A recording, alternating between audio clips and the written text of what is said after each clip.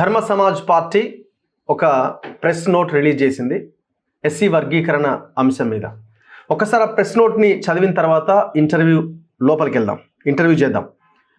ధర్మ Samaj party media note. Telangana రాష్ట్ర ప్రభుత్వం చేస్తున్న ఎస్సీ రిజర్వేషన్ల వర్గీకరణను స్వాగతిద్దాం.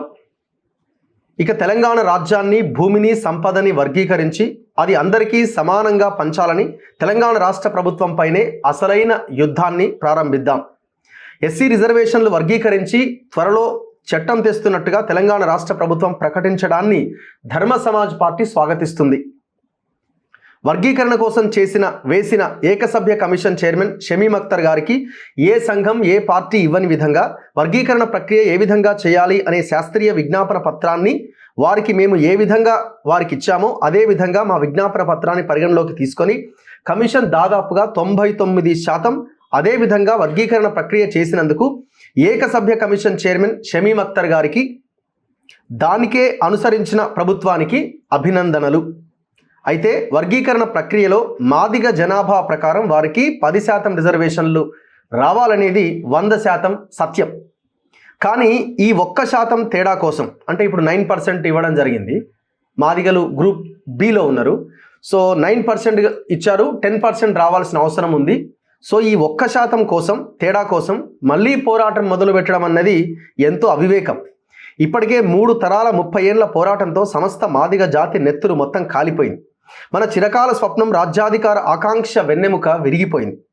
అందుకని మాదిగలుగా మనమే పెద్ద మనసు చేసుకొని పట్టు విడుపులు వదులుకొని ఆ 1% రిజర్వేషన్ని మనమే తగ్గించుకొని మాల సోదరులకు దానం చేద్దాం. ఇక వారిని మనలో కలుపుకొని మనమే మహారాజులుగా పెద్దన్న పాత్ర పోషిద్దాం. ఇక రాజ్యాధికార రణాన్ని ప్రారంభిద్దాం. తెలంగాణలో దళిత భూకంపాన్ని సృష్టిద్దాం. తెలంగాణ రాజ్యాన్ని, సంపదని, భూమిని వర్గీకరించి వాటాలేసి ఎస్సీ, ఎస్టీ, బీసీలకి, అగ్రవర్ణ పేదలందరికీ సమానంగా పంచాలని మనమందరం సమరం చేద్దాం. కదలి రండి కథన రంగానికై. డాక్టర్ విశారదన్ మహారాజ్, ధర్మ సమాజ్ పార్టీ రాష్ట్ర అధ్యక్షులు, ఆయనే నా ముందు కూర్చున్నారు. నమస్తే విశారదన్ మహారాజ్ గారు. సో ముందుగా మీరు స్వాగతిస్తున్నాం ఎస్సీ వర్గీకరణ అంశంలో నిన్న రాష్ట్ర ప్రభుత్వం చేసిన ఏకసభ్య కమిషన్ తీర్మానాన్ని ఆమోదించడం అని ఫస్ట్ లైన్ కనిపిస్తున్నది. అవును. సో పూర్తిగా మీరు యాక్సెప్టబుల్ స్వాగతించడం, రేవంత్ రెడ్డిని అభినందించడం. తప్పకుండా. సుదీర్ఘకాలంగా పెండింగ్లో ఉన్న ఈ వర్గీకరణ సమస్యకి సుప్రీంకోర్టు రాష్ట్ర ప్రభుత్వాలు చేసుకోవచ్చు అనే ఒక డైరెక్షన్ వచ్చింది కాబట్టి దాన్ని వినియోగించుకొని ఈరోజు రాష్ట్ర ప్రభుత్వం ఏకసభ్య కమిషన్ రిపోర్టు ఆధారంగా చేసుకొని రాష్ట్ర ప్రభుత్వం ఇచ్చిన వర్గీకరణ ఏదైతే ఉందో ఆ చట్టం ఇవ్వబోతుంది. ఆ వర్గీకరణ మేము పార్టీగా, ధర్మ సమాజ్ పార్టీగా స్వాగతిస్తున్నాం. మేము ఎందుకు స్వాగతిస్తున్నాము అని అంటే, ఇది చాలా కాలంగా నలుగుతున్న సమస్య. ఇంకా ఈ సమస్యలో మునిగిపోవాలని మేము అనుకోవటం లేదు. అది త్వరగా పరిష్కారం అయితే చాలా పెద్ద పనులు ఉన్నాయి మా ముందు.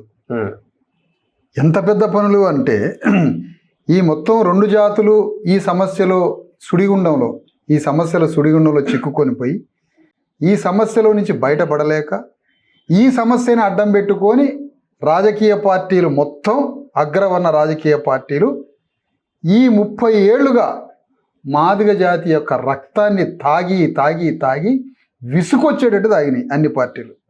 వర్గీకరణ ద్వారా ఈ మాదిగ జాతికి ఇచ్చింది ఇసుకరేణు అయితే, మాదిగ జాతిలో ఉన్న సముద్రం అంత నెత్తురు తాగినాయి ఈ పార్టీలు. అంటే 2 లెక్కలు వేయాల. మాదిగలకి వర్గీకరణ ద్వారా వచ్చిన వాల్యూ ఎంత పోయింది. మాదిగలు వర్గీకరణ పేరుతో అగ్రవర్ణ పార్టీలకి మద్దతు ఇస్తే వాళ్ళు రాజ్యాలనే ఏర్పాటు చేసుకున్నారు. దాని విలువ ఎంత? ఈ 2 విలువలని పెన్ను తీసుకొని లెక్కలతో వేసే శక్తి కలిగిన వాడిని నేను.